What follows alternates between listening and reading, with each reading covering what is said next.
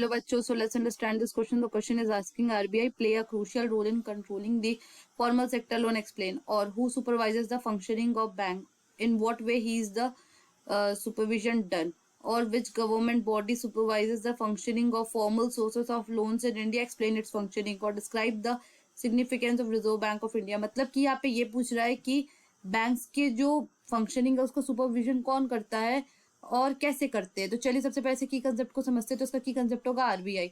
तो जो आरबीआई है वो हमारा सेंट्रल बैंक है इंडिया का।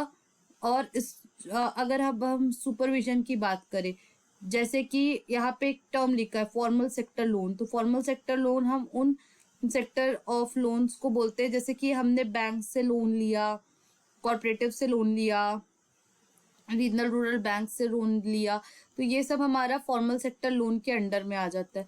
तो इनका सुपरविजन कौन करता है? इनका सुपरविजन करता है आरबीआई। अब अगर हम बात करें कि कैसे मॉनिटर होता है, तो ये आरबीआई जो है ये मॉनिटर करता है कि जो बैंक्स है उनके पास वो अपना कैश बैलेंस को मेंटेन करके चल रहे हैं।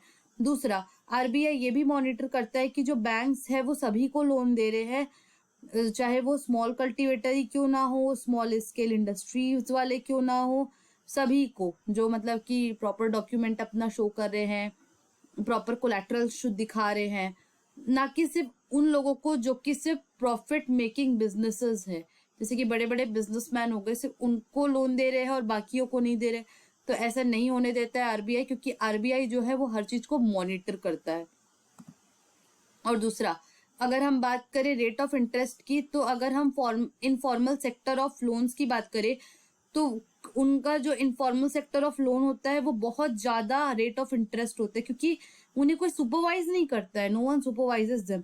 तो वो अपने मनमानी का रेट ऑफ इंटरेस्ट लगाते हैं और बोलते हैं कि तुम 12%, 15%, 20%, तो ऐसे ऐसे रेट ऑफ इंटरेस्ट रखते हैं। लेकिन अगर हम बात करें आरबीआई की, तो आरबीआई जो है वो एक रेट ऑफ इंटरेस्ट को तय करके रखा है कि आपको इतने ही रेट ऑफ इंटरेस्ट लगाना है इस लोन के ऊपर।